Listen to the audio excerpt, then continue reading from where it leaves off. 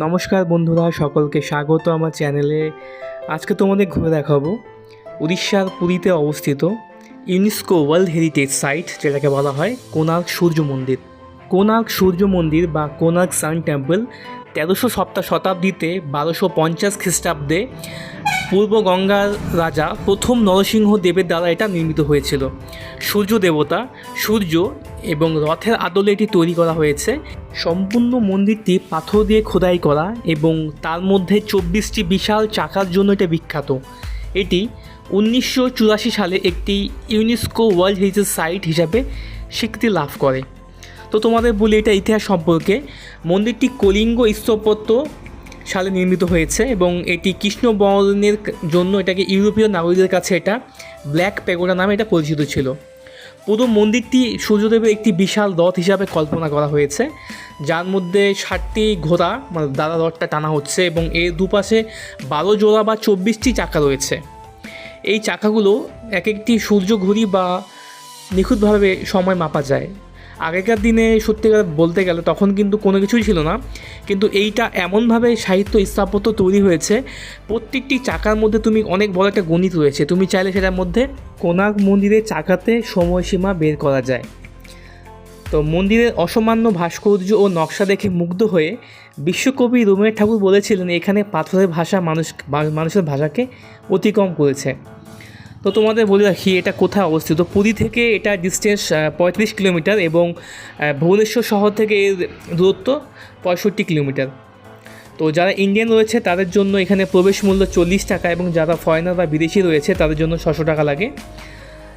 তো এখানে আসার জন্য সেরা সময় হলো সূর্যোদয়ের সময় খুব ভালো দৃশ্য দেখা যায়, দিনের বেলায় খুব সুন্দর দেখা যায় যেহেতু এর মধ্যে অনেক ভাস্কর্য রয়েছে, এবং বিকেলের দিকেও খুব ভালো হয়, রাতের দিকে লাইট শো হয়ে থাকে, খুবই সুন্দর লাগে। কোণার্ক সূর্য মন্দির আনুমানিক 1250 শতাব্দীতে এটি নির্মাণ হয়। প্রথম নরসিংহদেবের শাসনকালে এটি নির্মাণ করা হয় এবং নির্মাণ করার পেছনেও কাহিনী রয়েছে। শ্রীকৃষ্ণ ভগবানের পুত্র যখন কুষ্ঠরোগে আক্রান্ত হন তখন সূর্যদেবের কাছে প্রার্থনা করে তার কুষ্ঠরোগ মুক্তি হয়, এবং তখন সূর্যদেব তাকে আদেশ দিয়েছিলেন যে এই চন্দ্রভাগা মন্দিরের নদীর পাশেই যাতে একটি বিশালাকার কোণার্ক মন্দির স্থাপন করা হয়। তারপর থেকে রাজা নরসিংহদেব প্রথম কোণার্ক মন্দিরটি নির্মাণের আদেশ দেন। 1200 জন কারিগর বহু বছর ধরে কাজ করে মন্দিরের চূড়ার শেষ পাথর বা কলসটি বসাতে পারছিলেন না। রাজা নির্দেশ ছিল নির্দিষ্ট সময়ের মধ্যে কাজ যদি শেষ না হয় তাহলে কারিগরদের মৃত্যুদণ্ড দেওয়া হবে। সেই সময় মন্দিরের প্রধান কারিগর বিষ্ণু মহাপাত্র 12 বছরের ছেলে ধর্মপদ সেখানে আসে। সে মন্দির শাস্ত্র অত্যন্ত পারদর্শী ছিল।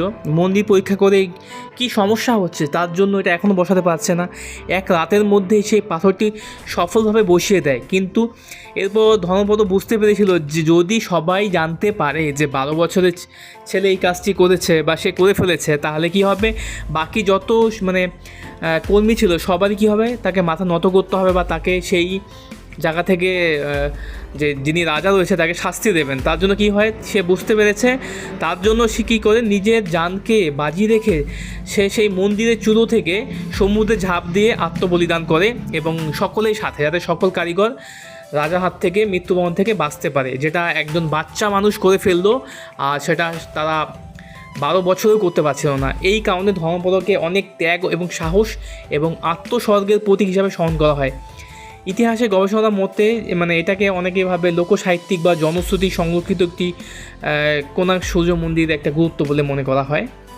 তো এটা বলি, দেখো এখানে কিন্তু আগেকার দিনে কিন্তু এটা সম্পূর্ণভাবে কোনো সিমেন্টে ছিল না, আর কোনো রকম কিন্তু এর মধ্যে কোনো কিছু ছিল না, কিন্তু এটা পাথরের মধ্যে ইন্টারলকিং সিস্টেম করে কিন্তু এটাকে করা হয়েছে।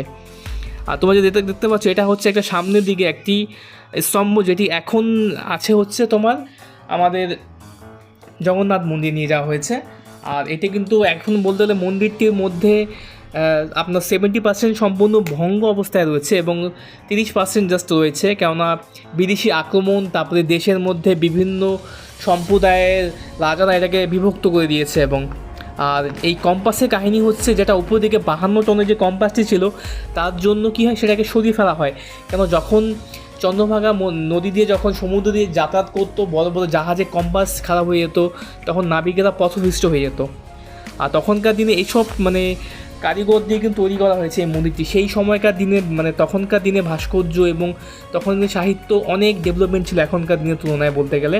তারা কী করে কাজ করতো, পাথরে পাথরে ঘষাঘষি লেগিয়ে তারা এইভাবে নির্মাণ করেছে, অনেক কিছু এর মধ্যে মনের মধ্যে তোমরা নিদর্শন পেয়ে যাবে।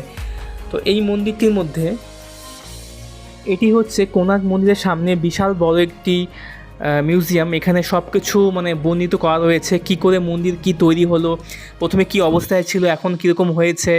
তো সব কিছু এখানে বর্ণনা করা রয়েছে। যেহেতু মন্দিরের ভেতরে এখন মানে 70% মানে ভঙ্গুর অবস্থায় রয়েছে, তো মানে বিশেষভাবে কোনো কিছু তথ্য জানা হলে তোমরা মিউজিয়াম একবার ভিজিট করতে পারো, সেখানেভাবে সব কিছু দেখানো হয়েছে। আর এখানে রয়েছে তোমার হচ্ছে কী করে এটাকে বলা হয় সানডায়াল, তোমরা কী করে সেখানে আগেকার দিনে এই সূর্য চক্র বা এইটা রথের চক্র দিয়ে তোমরা কী করে সেখান থেকে তোমরা সময় নির্ধারিত করতে পারবে।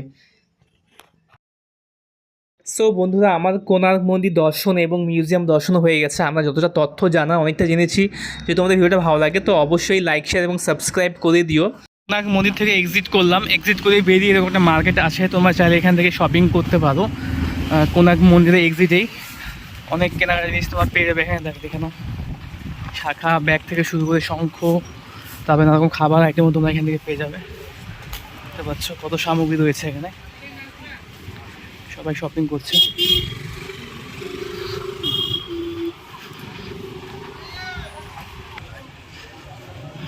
কত ব্যাগ, কত শৌখিন জিনিসপত্র তোমরা পেয়ে যাবে। জয় জগন্নাথ।